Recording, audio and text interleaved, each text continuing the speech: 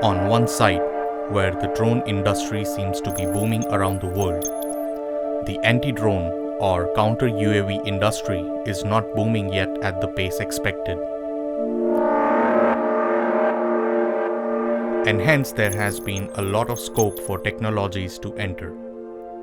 With more and more consumer drones flying in the airspace, the lethal threats of bringing down key infrastructure, bringing down commercial planes, or attacking public places have been a huge headache for security councils of many countries. Forget about the high-tech multi-million military drones which recently neutralized remote targets like Salim Abu Ahmed. But even small-scale consumer drones that can be weaponized enough to launch mid-scale attacks like the one happened in Srinagar airbase by anti-India rebels poses much higher threats. Now, we should take one logical step backwards, because before killing a drone, it is utmost important to go through a robust reconnaissance process. Think you are securing a prestigious skyscraper or a military base. Now, what is the first thing that you will need? Of course, a drone monitoring or surveillance system that can actively or passively keep an eye in the airspace under a certain route. They are based on various technologies including radars, optics, acoustic, or radio frequency. Suddenly one night your hooter goes on and now you are in an emergency situation. This was triggered by the same surveillance system. So what exactly happened? When a drone entered the restricted area, the system detects the presence of an aerial object. But just detection cannot help, as it can be a bird or even a dumb helium balloon. So the next step is classification. In this step, it is made sure that the aerial object is a drone. Many advanced systems already stores the MAC address ranges and frequencies at which these consumer-grade drones operate, and hence can also classify precisely what model of drone it is. Next, and most important information required is the location track of the drone and its path through which it is trying to invade the space. This information is mostly available as a combination of GPS coordinates as well as 3D pose derived in the virtual 3D aerial space. There are several methods to bring down a rogue drone. You should understand that these methods are basically divided into two categories: soft kill and hard kill. Any methods that include software-based operations to jam or overtake the controls falls under soft kills, whereas launching any form of lasers, projectiles, mortar rounds, or missiles are considered under hard kills. Let's see how they work.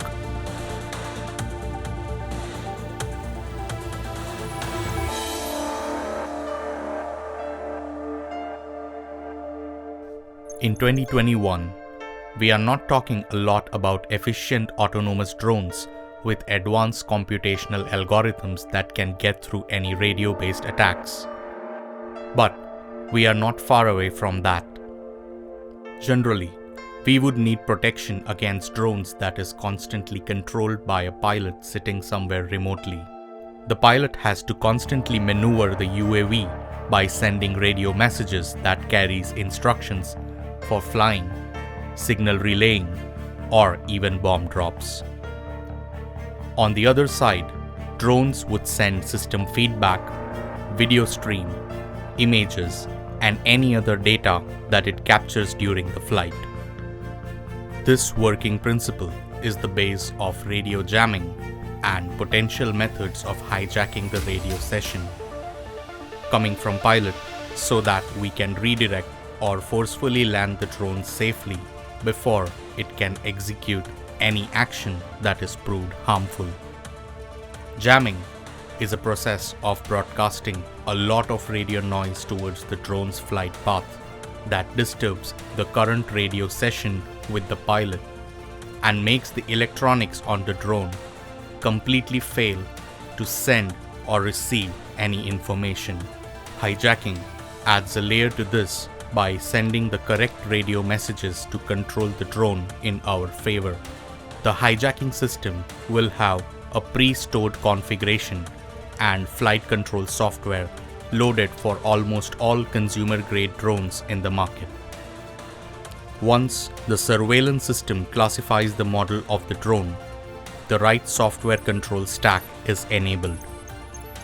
We basically have two types of radio jamming systems: long-range jammers that can cover up to a range of few kilometers, and close-range jammers that can target any visual drones in sight. Some portable drone jammers are also getting very popular that looks like alien guns from a Marvel movie. Hikvision UAV Defense System and Battle Drone Defender are two of the most popular products in this range.